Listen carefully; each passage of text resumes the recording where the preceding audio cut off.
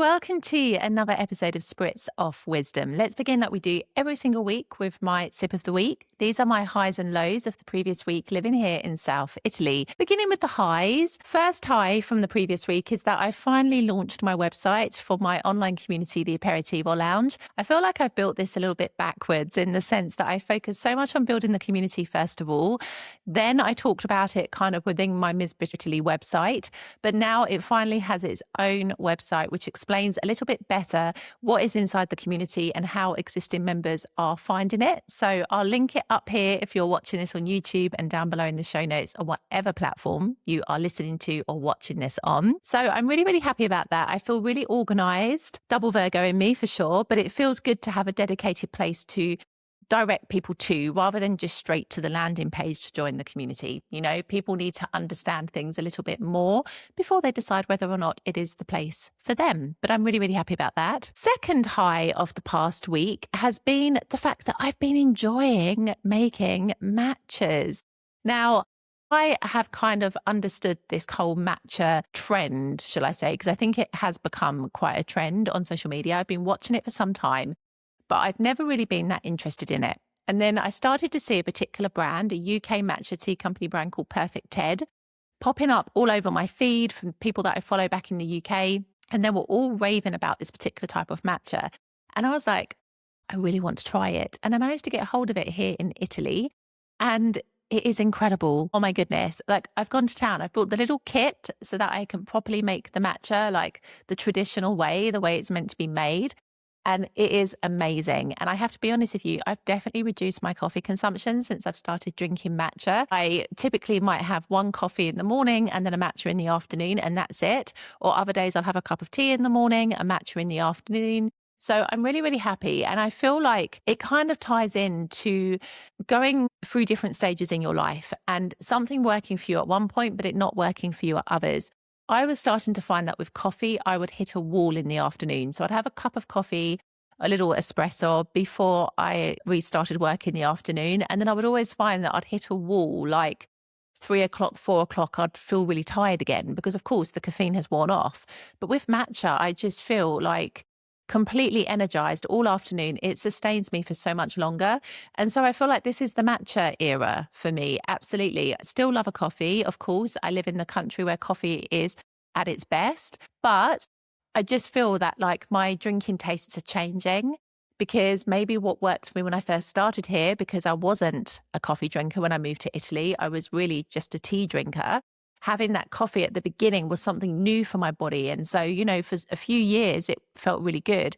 But now I've been having it like consistently for nearly 8 years. I feel like my body is kind of like ready for something new. So matcha is the new thing and I'm really enjoying it. So that was a huge high for me. What else from the past week? Learning to take the road less traveled. And this kind of ties into today's full pour episode, which we will dig a bit deeper into in a moment. But essentially, not being afraid to do things differently, not being afraid to break the status quo, not being afraid to walk your own path, even if it is the path less traveled. More on that in a bit. And I think finally, there is another high from the past week as well. I've really leaned into the fact that if it's not a hell yes, it's a no. And I've really been leaning into that recently because there are people that I know that don't necessarily respect my time or don't necessarily respect what I do.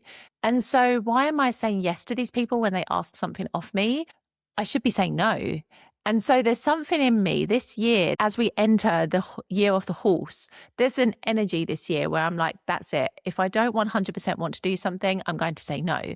Because you know when something feels right and when it feels good and when you feel in alignment with it. And usually those are the situations, the opportunities that turn out to be the best ones. But then you also know when you've said yes to something that you didn't really want to, how resentful you end up feeling. And we touched on this in last week's episode, talking about like those all important boundaries. But it's this, and I'm really adopting it this year and I feel so much better for it. So yeah, that's a great high. Now, in terms of lows of the past week, am I allowed to say it? Please? It's the weather. Like I'm really fed up now. I'm done with the rain. It's incredible. Like we've had really heavy rain, storms, moments of sunshine where everybody just runs outside and goes to the park and exercises and does all the stuff outdoors dries all the washing. You see like washing lines absolutely crammed full of clothes because they are very few and far between in this period. And I hope that as we enter the latter part of February, things are going to change and we're going to start to see more sunny days. But certainly at the moment, it's a real mix. And if we do get some sunshine, some days it's only for a couple of hours and then the rain returns, or if it's just for one day in a week and then the rain comes back.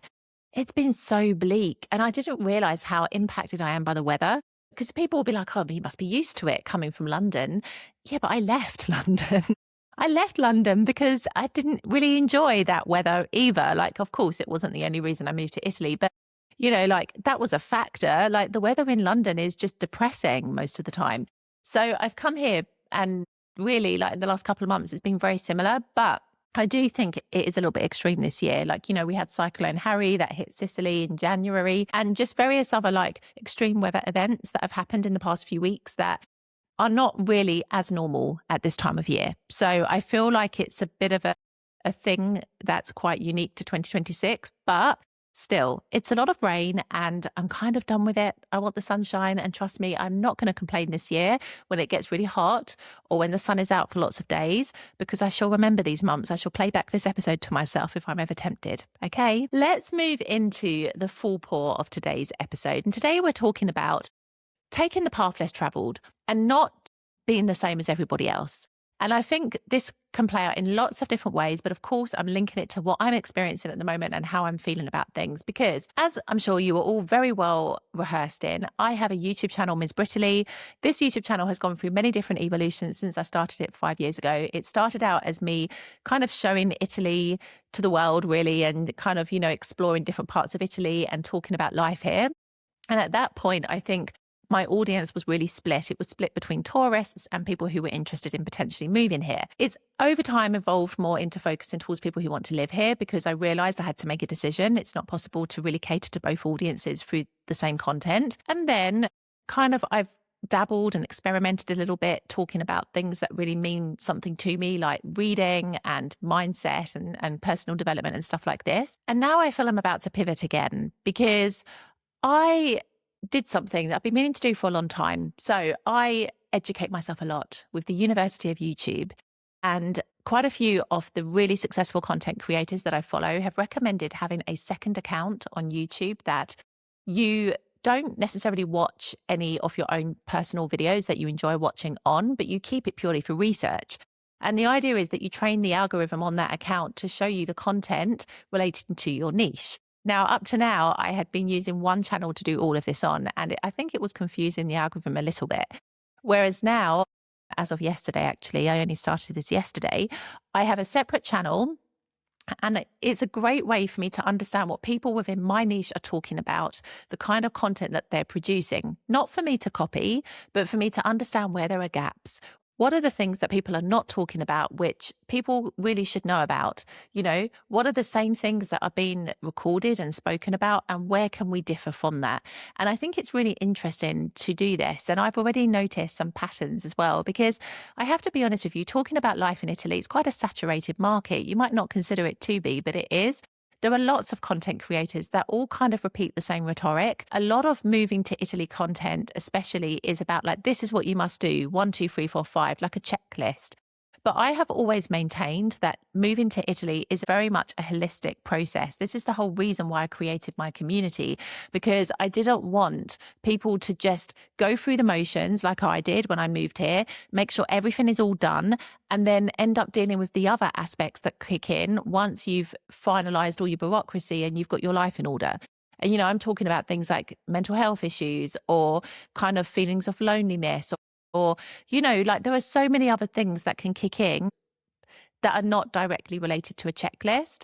And so I'm starting to see how many people avoid those kinds of topics, but I'm also starting to notice that a lot more people are jumping onto this trend. I like to think that maybe I played a part in it, of talking about the reality of Italy. And I feel like that's important as well. So I kind of leaning into this, I feel like taking the path less traveled, because I am honest about life in Italy. And I feel like that has been really my key driver throughout the entire 5 years that I've had my channel. I've never wanted to portray this country as anything other than what it really is, because if you plan to move here, you need to understand what life is really like. However, I have faced different comments and criticism from people who perhaps are not aligned with the idea of Italy being painted as anything but perfect. But I've realized that those people are not my audience. And so it's totally okay for them not to agree with my content. But I am starting to realize that taking the path less traveled does mean that sometimes you can be seen in a particular way compared to other people. Because if the majority of people are talking about the same kind of thing, they're helping you move to Italy, they're giving you checklists, they're walking you through the process, they're telling you what a lovely place it is, then I feel like anybody who goes against the grain is considered to be like really negative or a bit of an outsider or somebody who isn't adjusting well or doesn't understand the country, etc. And so it's not easy to do this, but doing this is incredibly important because YouTube is becoming more saturated as a platform. A lot of people are starting to recognize how beneficial it is to have a YouTube channel, to create long form content. And I can only see that increasing as the year progresses. So it means that having a point of difference and not being vanilla is more important now than ever before. And what I'm also starting to recognize is that if you don't have a point of difference, all you end up doing is copying what everybody else is doing, and then you don't really appeal to anyone. Now, there is this red ocean, blue ocean strategy that basically the red ocean is where everybody is doing the same kind of thing. Everybody is in competition against each other. But the blue ocean is where the opportunities lie. This is the ocean which is purer, it's clearer, because it's a part of whatever you're doing that nobody's currently talking about. And you stand a better chance of having a point of differentiation if you focus on the blue ocean rather than focusing on the red ocean, because it's what everybody else is doing. And I feel like this is interesting because it also ties into human behavior. I think as humans, we want to feel like we are accepted, included, and part of something, shall we say. And so I think as a result, it's often difficult to do something that is in opposition to something else. And I feel like this is why people don't speak up about things in general. And this is why people are afraid of doing things differently, because they want to feel accepted. It's that whole human instinct of feeling like you are part of something, right? And so I do recognize it's not easy to go on this path, but I also recognize that I want to experiment with my YouTube channel this year. And so part of what I've been reflecting on in the past week has been how I can go even deeper with what I'm creating, because I've reduced my long form content now to 1 video a week so that I can create something that has real meaning and impact. And I've decided that I want to experiment a little bit with video essays. So I love writing. I was tempted to start a Substack and I was like, Claire, you're overloading yourself. Piano, slowly. But essentially, my YouTube could be my visual Substack, because I want to really explore some of the topics, some of the emotions, some of the things that Italy, given it as context, is showing me, is triggering in me, is helping me to understand and realize. And I think even though Italy is the context, a lot of what I'm talking about can apply to anyone, anywhere in the world. And I think that's a really beautiful thing as well. So we're going to do a bit of a shift. My first video essay will come out on Wednesday, actually, because I'm doing a bit of a midweek video this week instead, because I decided at the weekend I didn't just want to do another kind of video for Sunday just to meet the posting schedule. I wanted to digress and experiment a little bit. And I feel like video essays give me an opportunity to express something on a much deeper level, always talking about like life here, always showing you the reality.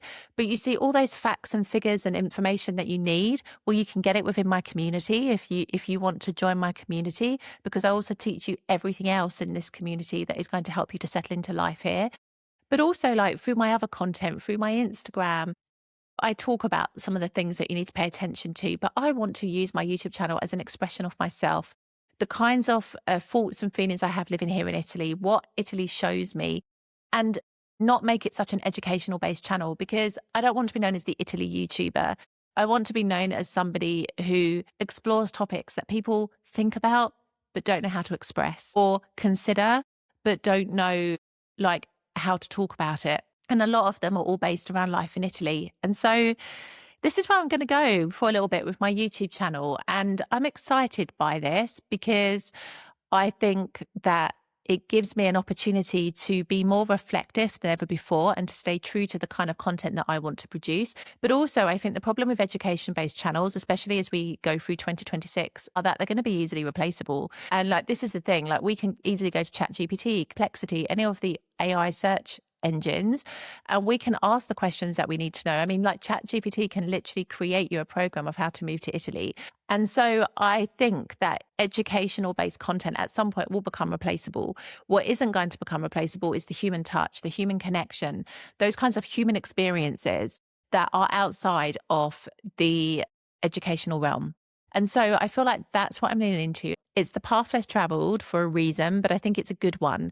But I wanted to reflect on this today because I think that this kind of concept of taking the path less traveled is one that we find difficult to do in life. And I see it in lots of ways, like trends, for example. Something starts trending on TikTok or on Instagram, and suddenly everybody's got to have it. Everybody's got to buy it. We're like sheep. We do what everybody else around us is doing because we think that must be it. I mean, in a way, you could say for me, starting this whole matcha thing has been me seeing stuff on social media and being intrigued by it. But also, I think for me, it was because I'd reached a point in my life I wanted to try something different. I realized that perhaps having caffeine, like as much as I was before, isn't as good for me. And so I wanted to explore something that was perhaps a little bit more natural, a little bit less caffeine, and something that sustained me a little bit more, you know? And so it's this really, like not being afraid to do things differently. Just because something trends on social media doesn't mean it's necessarily going to be the right thing for you. It doesn't mean that you have to do what everybody else is doing. I remember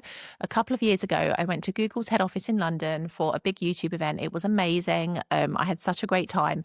And there was a speaker there who spoke about like the sheep syndrome and how like you need in a way to be like the black sheep, the sheep that does something differently compared to everyone else, because everybody else is all busy following the herd of sheep, doing what everybody else is doing, but you need to do things differently and question things and critique things and be like, is this really working for me? Is this really what I want to do? And I guess that's what I've really been reflecting on in this past week, how I don't want to be part of the sheep mentality anymore. I don't want to just do the same things that everybody else is doing just because it might be popular or because everybody's talking about it within my niche, for example.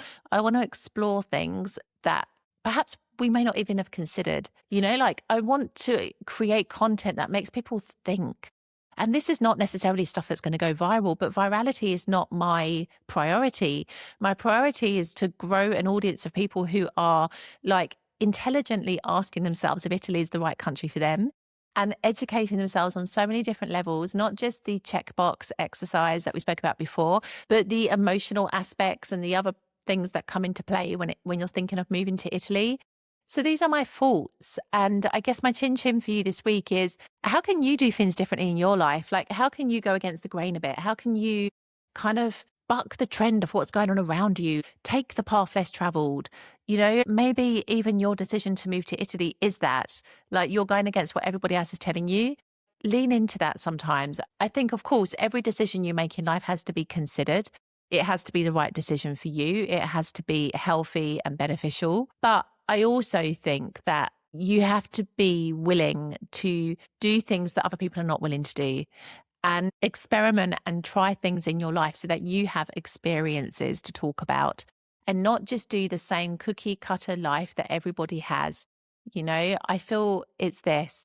And so that is my chin chin for you this week. Reflect on your life. Are there any things that you really want to do, but you're afraid to do because perhaps you're going against the grain a bit with what you want to explore? And how can you bring a little bit of difference into your life? How can you lean more into the blue ocean rather than getting stuck in the red one? I hope that you've enjoyed this episode. I will see you next time.